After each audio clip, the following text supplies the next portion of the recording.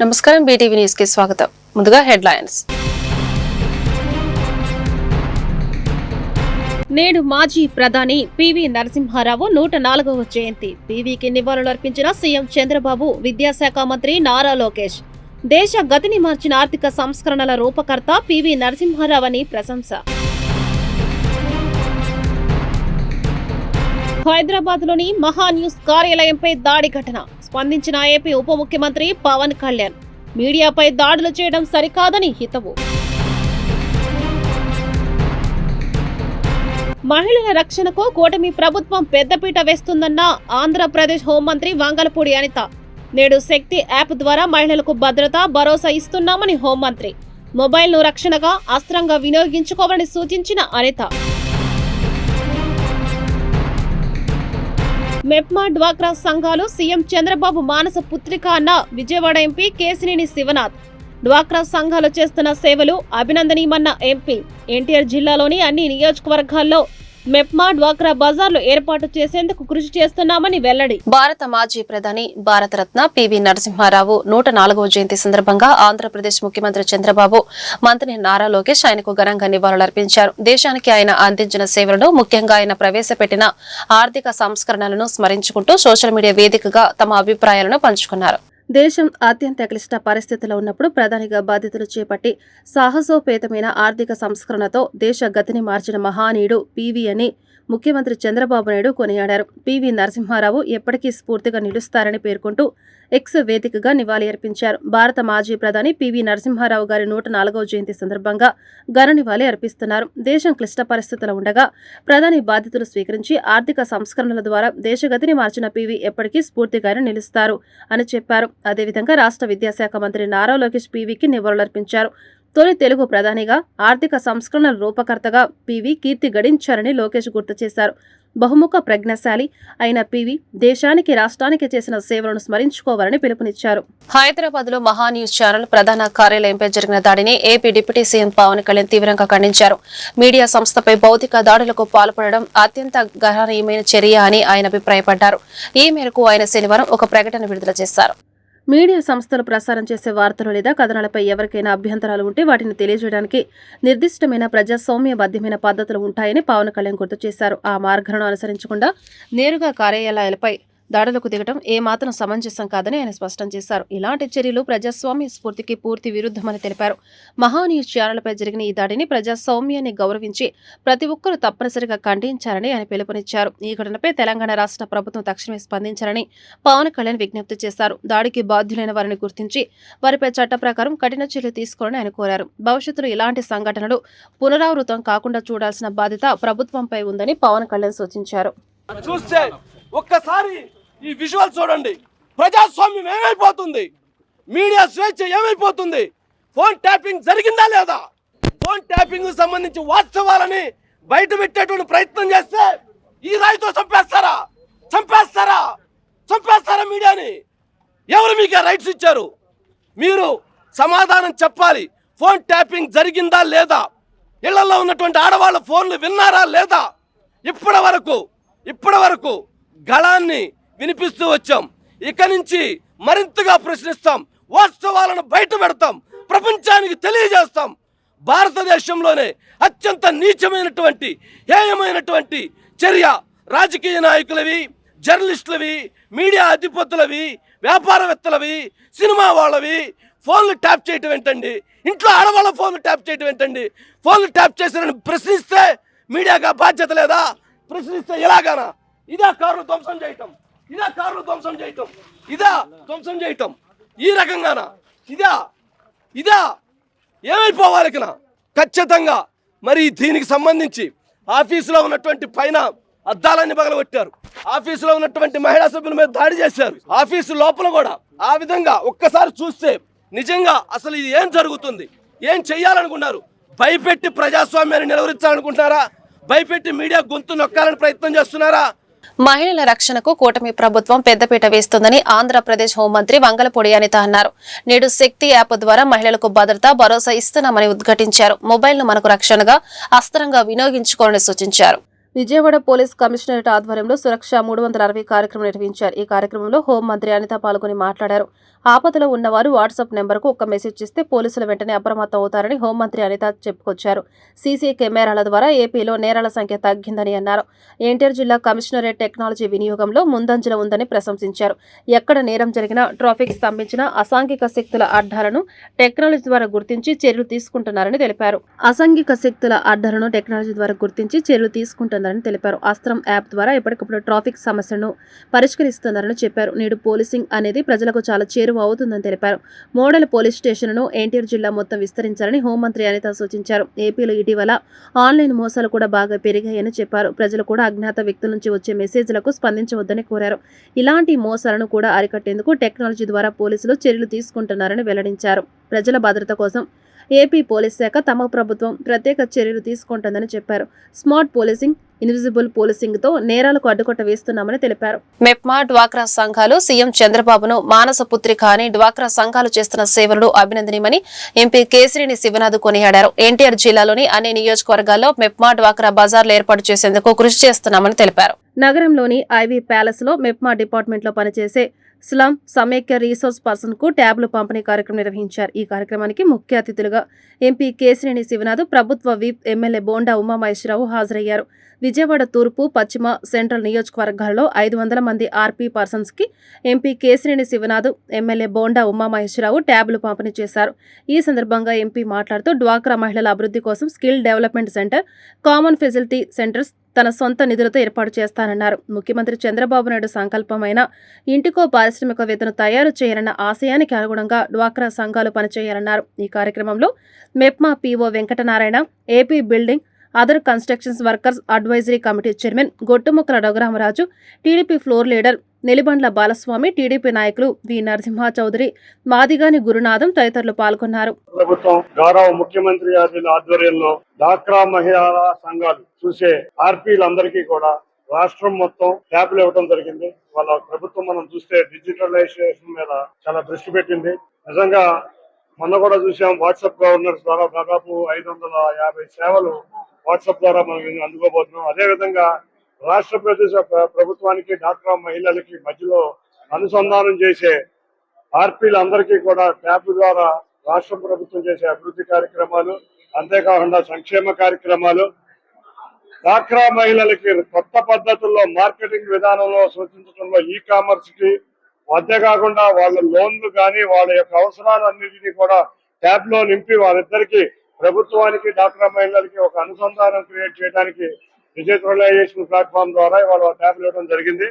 అటు ఇచ్చిన గౌరవ ముఖ్యమంత్రి నారా చంద్రబాబు నాయుడు గారికి ధన్యవాదాలు తెలుపుకున్నా. ఇవాళ విజయవాడ నగరంలో సుమారు 1,50,000 డ్వాక్రా మహిళలు పనిచేస్తున్నారు.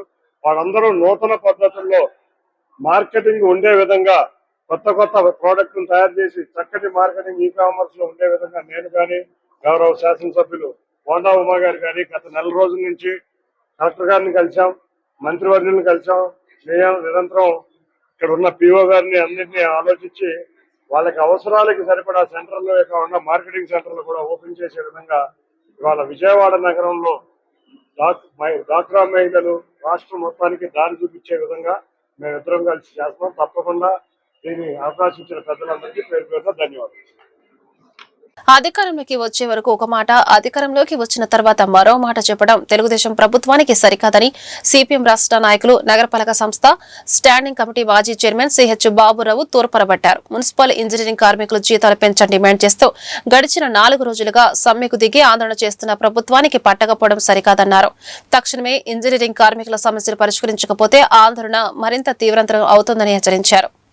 Municipal corporation workers and employees union CIT నగర కమిటీ ఆధ్వర్యంలో municipal engineering, vehicle depot mechanic, town planning, street lighting, computer operators కార్మికుల జీతాలు పెంచాలని, సంక్షేమ పథకాలు అమలు చేయాలని విజయవాడ నగరంలో నిరావధిక సమ్మె 4వ రోజుకు చేరింది.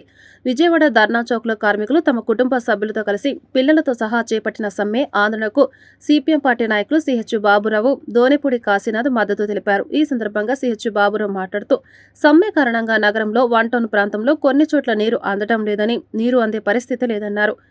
ప్రజలను ఇబ్బంది పెట్టడం కార్మికుల కోరిక కాదని, ప్రభుత్వ సమస్యలు పరిష్కరించుకోకపోవడంతోనే కార్మికులు రోడ్డుపైకి వచ్చి ఆందోళనకు దిగారని అన్నారు. ధోనిపూడి కాశీనాథ్ మాట్లాడుతూ వాటర్ సప్లై కార్మికులు దాదాపుగా అందరూ సమ్మెలో ఉన్నారన్నారు. ప్రజలకు తాగునీరు అందక ఇబ్బంది పడుతుంటే ప్రభుత్వం నిమ్మకు నీరెత్తనట్లు వివరిస్తుందన్నారు. సమ్మెకు దిగిన పలువురు కార్మికులు మాట్లాడుతూ గత ప్రభుత్వం జీవో నెంబర్ 36 జీతాలు పెంచమని అడుగుతున్నామని, గత ప్రభుత్వం ఇచ్చిన జీవో కాపీ ప్రకారం జీతాలు వర్తింపచేయమని అడుగుతున్నామని చెప్పారు.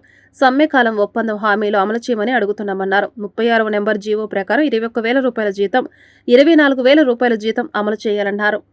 మున్సిపల్ కార్మికుల సమ్మె ఈ రోజు 4వ రోజుకి చేరింది. నిరవధికంగా సాగుతూ ఉన్నటువంటి ఈ సమ్మె న్యాయసమ్మతమైనటువంటి సమ్మె. తమ న్యాయసమ్మతమైనటువంటి కోరికల పరిష్కారం కోసం జరుగుతూ ఉన్నటువంటి సమ్మెని సానుకూలమైనటువంటి పద్ధతుల్లో పరిష్కారం చేయండి అని చెప్పనని ప్రభుత్వానికి విజ్ఞప్తి చేస్తూ జరుగుతూ ఉన్నటువంటి సమ్మె, డిమాండ్ చేస్తూ జరుగుతూ ఉన్నటువంటి సమ్మె. పార్క్ సెక్షన్ గానీ, వెహికల్ డిపో గానీ, వెహికల్ డిపోలో ఉన్నటువంటి మెకానిక్లు, హెల్పర్లు గానీ, వాటర్ సప్లై కార్మికులు గానీ, టౌన్ ప్లానింగ్ లో ఉన్నటువంటి చైర్మన్లు గానీ, హెడ్ వాటర్ వర్క్స్ లో పనిచేస్తూ ఉన్నటువంటి కార్మికులు గాని, వర్కర్స్ గాని, ఉద్యోగులు గాని, వీళ్ళందరూ కలిసి ఉమ్మడిగా చేస్తూ ఉన్నటువంటి సమ్మె. ఇది ఇంజనీరింగ్ కార్మికులుగా వీళ్ళ సమస్యల పరిష్కారం కాకపోయినట్లయితే రాబోయే 4వ తారీఖు నుంచి జూలై 4వ తేదీ నుండి మొత్తం పారిశుద్ధ్య కార్మికులు, వెహికల్ డిపోలో ఉన్నటువంటి డ్రైవర్లు, క్లీనర్లు వీళ్ళందరికీ మద్దతుగా డ్రైనేజీలో ఉన్నటువంటి కార్మికులు వీళ్ళందరూ కూడా ఈ సమ్మెలో పాల్గొనబోతా ఉన్నారు. సమ్మెకు ప్రత్యక్షంగా నాయకత్వం వహించాల్సినటువంటి దీంట్లో వాళ్ళు కూడా రాబోతా ఉన్నారు, పారిశుద్ధ్య కార్మికులతో సహా. అందుకని ఇప్పటికైనా ప్రభుత్వం స్పందించాల్సినటువంటి అవసరం ఉంది. కేంద్రం తీసుకొచ్చిన 4 లేబర్ కోడ్లు, వ్యవసాయ రంగంలో తీసుకొచ్చిన నూతన మార్కెట్ విధానాలకు వ్యతిరేకంగా జూలై 9న నిర్వహించి దేశవ్యాప్త సమ్మెను జయప్రదం చేయాలని మాజీ వ్యవసాయ శాఖ మంత్రి వడ్డే శోభనాథ్ విశ్వరావు పిలుపునిచ్చారు. ప్రెస్ క్లబ్ లో నిర్వహించిన మీడియా సమావేశంలో ఆయన మాట్లాడారు. సుప్రీంకోర్టు ఆదేశాలనుసారం అసంఘటిత కార్మికులకు కనీస వేతనం 26,000 ఇవ్వాలని డిమాండ్ చేశారు. కూటమి ప్రభుత్వం ఉద్యోగులు, మహిళా ఉద్యోగులకు రాత్రి విధులు, కార్మికులకు పని గంటలు పెంచుతూ నిర్ణయం తీసుకోవడం సరికాదని తూర్పరబట్టారు. కేంద్ర రాష్ట్ర ప్రభుత్వం కార్మికులకు ఇచ్చిన హామీలను విస్మరించిందని విమర్శించారు. కార్మికులకు నష్టం కలిగించే 4 లేబర్ కోడ్లు రద్దు చేసే వరకు కార్మిక వర్గాల పక్షాన పోరాటం చేస్తామని వడ్డే స్పష్టం చేశారు. నరేంద్ర మోడీ నాయకత్వంలోని ఎన్డీఏ ప్రభుత్వం అనుసరిస్తూ ఉన్నటువంటి రైతాంగ, కార్మిక, సామాన్య ప్రజా వ్యతిరేక పరిపాలన, కార్పొరేట్లకు ఈ వర్గాల ప్రయోజనాలతో పాటు దేశ సంపదని కట్టబెట్టుతూ ఉన్నటువంటి దుర్విధానాలు, కార్మిక లోకం ఎన్నో పోరాటాలు చేసి సాధించుకున్నటువంటి ప్రయోజనాలని, చట్టాలని తొంగలో తిక్కి పని గంటలు పెంచుతూ ఉద్యోగ భద్రతకి నీరు కారుస్తూ మహిళలు రాత్రిపూట కూడా పనిచేసేదానికి వీలు కల్పిస్తూ చేసుకొచ్చినటువంటి 4 లేబర్ కోడ్లను వీటికి వ్యతిరేకంగా జూలై 9వ తారీఖున జరగబోయేటటువంటి దేశవ్యాప్త నిరసన కార్యక్రమం మన ఆంధ్రప్రదేశ్ రాష్ట్రంలో కార్పొరేట్ విద్యా సంస్థల దోపిడీలో భాగస్వామ్యులను విద్యాశాఖ అధికారులపై చర్యలు తీసుకోవాలని రెవల్యూషనరీ విద్యార్థి సంఘం రాష్ట్ర అధ్యక్షులు రవిశంకర్ రెడ్డి ప్రభుత్వాన్ని డిమాండ్ చేశారు. రాబోయే కాలంలో రాష్ట్రంలో కార్పొరేట్, ప్రైవేటు విద్యా సంస్థలు చేస్తున్న అక్రమాలపై ఆర్ఎస్యూ పోరాడుతోందని స్పష్టం చేశారు. విజయవాడ గాంధీనగర్ ప్రెస్ క్లబ్ నందు ఆర్ఎస్యూ ఆధ్వర్యంలో మీడియా సమావేశం నిర్వహించడం జరిగింది. ఈ సందర్భంగా ఆర్ఎస్యూ రాష్ట్ర అధ్యక్షులు రవిశంకర్ రెడ్డి మీడియాతో మాట్లాడారు. రాష్ట్రంలో విద్యా సంవత్సరం ప్రారంభం అవగానే కార్పొరేట్ విద్యా సంస్థలు ర్యాంకులు, కోర్సుల పేరుతో విద్యార్థులను మభ్యపెట్టి చేర్చుకుని దోచుకుంటున్నారని విమర్శించారు. ప్రభుత్వ నిబంధనలకు వ్యతిరేకంగా ప్రత్యక్షంగా పుస్తకాలు, యూనిఫామ్ అమ్ముతూ విద్యార్థుల తల్లిదండ్రులను నిలువున దోచుకుంటున్నారని మండిపడ్డారు. రాష్ట్రంలో విద్యాశాఖ అధికారులు ఏమీ పట్టనట్లు వ్యవహరిస్తున్నారని విమర్శించారు. రాబోయే కాలంలో రాష్ట్రంలో కార్పొరేట్, ప్రైవేటు విద్యా సంస్థలు చేస్తున్న అక్రమాలపై ఉద్యమాలు కొనసాగిస్తామని, అలాగే అవినీతికి నిలయంగా మారిన విద్యాశాఖ అధికారులపై చర్యలు తీసుకోవాలని కూడా ఉద్యమాలకు కొనసాగిస్తామని తెలిపారు. ఈ కార్యక్రమంలో రాష్ట్ర కార్యదర్శి శ్రీధర్, రాష్ట్ర కార్యవర్గ సభ్యులు రఘురామరెడ్డి, విజయవాడ నగర అధ్యక్షులు నరేష్ నాయుడు, కార్యదర్శి విష్ణువర్ధన్ పాల్గొన్నారు. విద్యార్థి సంఘాలపై కేసు పెట్టినారు తప్ప ఒక పాఠశాలలకు దగ్గర పోయి పరిశీలన చేసిన పరిస్థితి లేదు. ఎంత దుర్మార్గంగా ఉంటాయి శ్రీ చైతన్య విద్యా సంస్థలు కానీ, నారాయణ కానీ, హాస్టల్ క్యాంపస్లు అంటే జైలు కంటే అధ్వానంగా ఉంటాయి. ఫీజులు మాత్రము 2 లక్షలు 3 లక్షలు వసూలు చేస్తారు. విద్యార్థులకు కల్పించాల్సిన సౌకర్యాలు మాత్రము గవర్నమెంట్ సంక్షేమ హాస్టళ్ల కంటే, గురుకుల పాఠశాలల కంటే దారుణంగా ఉంటాయి. కేవలము ప్రభుత్వం సహకరిస్తుంది, విద్యాశాఖ అధికారులు సహకరిస్తున్నారు కాబట్టి ఈరోజు లక్షల కొద్ది ఫీజులు వసూలు చేసి ఎటువంటి సౌకర్యాలు కల్పించకుండా ఈరోజు కార్పొరేట్ విద్యా సంస్థలు ధైర్యంగా దోపిడీకి పాల్పడతా ఉంది.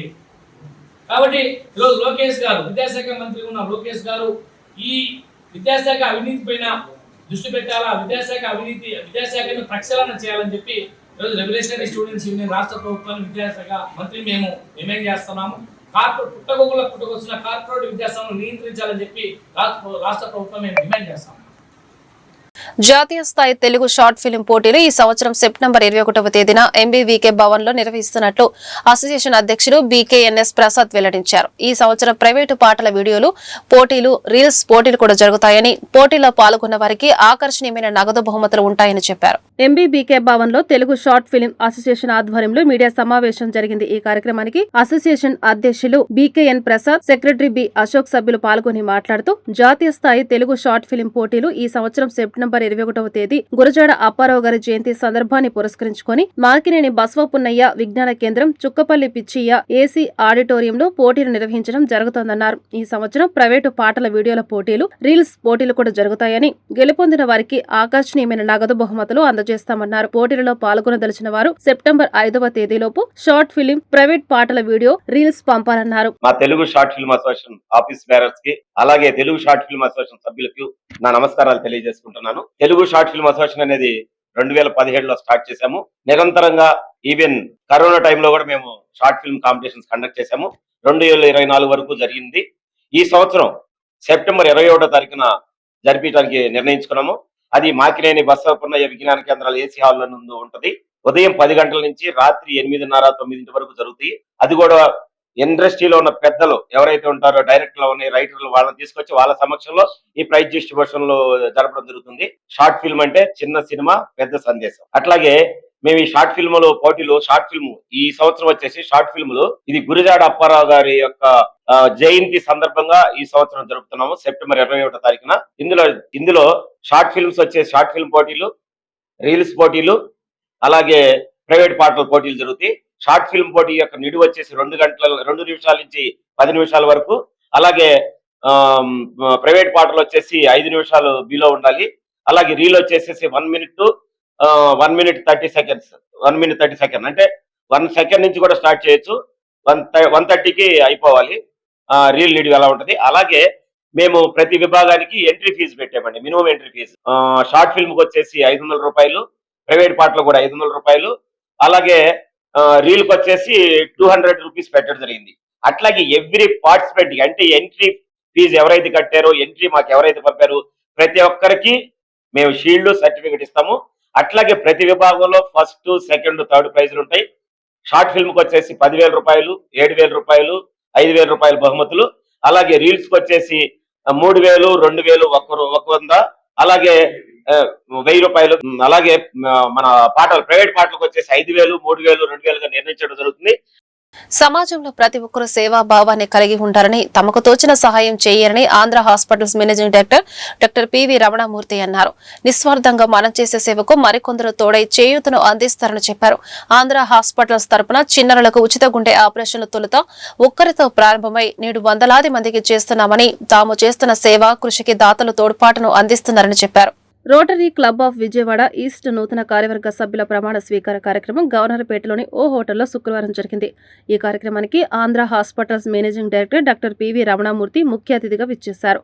Rotary club of Vijayawada east అధ్యక్షుడిగా ఎన్ దుర్గాప్రసాద్, కార్యదర్శిగా ఎస్ శ్రీను బాధ్యతలు స్వీకరించారు. District governor nominee G Sriram installation ఆఫీసర్గా వ్యవహరించారు. నూతన కార్యవర్గంతో ప్రమాణ స్వీకారం చేయించారు. ఈ సందర్భంగా డాక్టర్ పివి రమణమూర్తి మాట్లాడుతూ, ఆంధ్ర హాస్పిటల్స్ తరపున చిన్నారులకు ఉచిత గుండె ఆపరేషన్లు తొలుత ఒక్కరితో ప్రారంభమై నేడు వందలాది మందికి చేస్తున్నామని, తాము చేస్తున్న సేవ కృషికి దాతలు తోడ్పాటును అందిస్తున్నారని చెప్పారు. District governor nominee G Sriram మాట్లాడుతూ, ప్రపంచంలో అతి పురాతనమైన సేవా సంస్థ రోటరీ క్లబ్ అని, 200 చిలుకు దేశాల్లో 35,000కు పైగా క్లబ్లతో 14 లక్షల మంది రోటరియన్లు, వాలంటీర్లతో సేవా కార్యక్రమాలు నిర్వహిస్తున్న గొప్ప సంస్థ అని పేర్కొన్నారు. 120 సంవత్సరాలుగా నిరంతరం సేవలు అందిస్తూ ప్రపంచానికి ఎప్పుడు ఏది అవసరమైనా కష్ట సుఖాల్లో పాలు పంచుకుంటుందని అన్నారు. పోలియో నిర్మూలన పైలట్ ప్రాజెక్టుగా తీసుకుని ప్రపంచంలో పోలియో కేసులు లేకుండా చేసిన సంస్థ అని తెలిపారు. విజయవాడ చరిత్రలో అర్ధ దశాబ్దంగా సేవలు అందిస్తూ వస్తున్న గొప్ప club rotary club of Vijayawada east అని తెలిపారు. పుర ప్రముఖులు అందరూ ఈ క్లబ్ ద్వారా సమాజానికి సేవలు అందించారని అన్నారు. అధ్యక్షుడిగా ఎన్ దుర్గాప్రసాద్, కార్యదర్శిగా ఎన్ శ్రీను బాధ్యతలు స్వీకరించారన్నారు. క్లబ్ అధ్యక్షుడు దుర్గాప్రసాద్ మాట్లాడుతూ 53వ సంవత్సరం క్లబ్ అధ్యక్షుడిగా బాధ్యతలు స్వీకరించమని చెప్పారు. నూతన కార్యవర్గం తరపున అనేక సేవా కార్యక్రమాలు చేస్తామని అన్నారు. రోటరీ ఇంటర్నేషనల్ ప్రపంచవ్యాప్తంగా 200 పైచిలుకు దేశాల్లో అతి పురాతనమైన సేవా సంస్థ ఇది. ప్రపంచంలో 200 పైచిలుకు దేశాల్లో 35,000 ప్లస్ క్లబ్బులతో 14 లక్షల మంది రొటేరియన్స్ వాలంటీర్స్తో ప్రపంచవ్యాప్తంగా సేవా కార్యక్రమాలు నిర్వహిస్తున్న ఒక గొప్ప సంస్థ.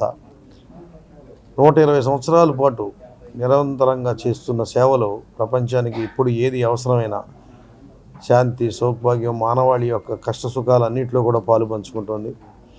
రోటరీ తన పైలట్ ప్రాజెక్టుగా పోలియో నిర్మూలన కోసం ఒక సంకల్పం తీసుకున్న రోజున ఎవరూ కూడా విశ్వసించలేదు. ఒక సంస్థ, ఒక ప్రైవేట్ సంస్థ ఇది నిర్వహించగలదా. కానీ తదుపరి అన్ని ప్రభుత్వాలు, అలాగే వరల్డ్ హెల్త్ ఆర్గనైజేషను ఇలాంటి అనేక సంస్థలు దీంట్లో జత కూడి యావత్ ప్రపంచంలో ఇవాళ పోలియోని నిర్మూలించే స్థితికి చేరుకున్నాం. 1-2 దేశాలు మినహా మొత్తం ప్రపంచంలో పోలియోని నిర్మూలించే ఒక అద్భుతమైన కార్యక్రమాన్ని రోటరీ నిర్వహించగలిగిందంటే అది రొటేరియన్స్ యొక్క శక్తి సామర్థ్యాలు మనకు తెలియజేస్తూ ఉన్నాయి. దానిలో భాగంగా ప్రతి సంవత్సరం రోటరీ క్లబ్బులు ప్రెసిడెంట్లు మారుతూ ఉంటారు. రోటరీ ఇంటర్నేషనల్ ప్రెసిడెంట్ నుంచి క్లబ్ ప్రెసిడెంట్ వరకు 1 సంవత్సరం కాలం పనిచేసి సంవత్సరం తర్వాత మారటం జరుగుతుంది. ప్రతి జూలై 1కి కొత్త కార్యక్రమం, కొత్త అధ్యక్ష కార్యదర్శులు వారి టీము టేక్ ఓవర్ చేస్తారు.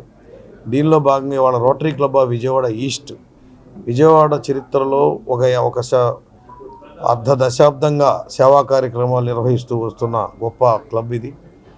ఒక చరిత్ర కలిగిన క్లబ్బు. విజయవాడలో ఉన్న స్టాల్ వర్స్, పురప్రముఖులందరూ కూడా ఈ క్లబ్ ద్వారా అధ్యక్ష పనిచేసి సమాజానికి సేవ చేశారు.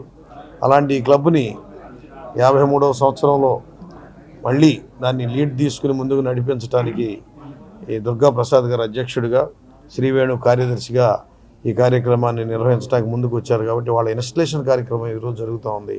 గత 5 ఏళ్లలో విధ్వంసానికి గురైన రాష్ట్రాన్ని గాడిలో పెడుతూ ప్రధాని నరేంద్ర మోడీ సహకారంతో ముఖ్యమంత్రి చంద్రబాబు, డిప్యూటీ సీఎం పవన్ కళ్యాణ్ రాష్ట్రంలో సమగ్రంగా అభివృద్ధి సంక్షేమాన్ని 2 కళ్లుగా ముందుకు వెళ్తున్నారని ఎమ్మెల్యే గద్దె రామ్మోహన్ అన్నారు. ఎన్నికలకు ముందు అధ్వానంగా ఉన్న రహదారులను కూటమి ప్రభుత్వం వచ్చిన తర్వాత రహదారులని బాగు చేయించారని చెప్పారు. జగన్మోహన్ రెడ్డి ఇచ్చిన సంక్షేమ పథకాల కంటే మెరుగ్గా పథకాలు అందిస్తున్నారని అన్నారు. విజయవాడ తూర్పు నియోజకవర్గం 19వ డివిజన్ లబ్బిపేట మసీద్ రోడ్లోని కాపు కళ్యాణ మండపం ఏరియాలో ఎమ్మెల్యే గద్దె రామ్మోహన్ పర్యటించారు.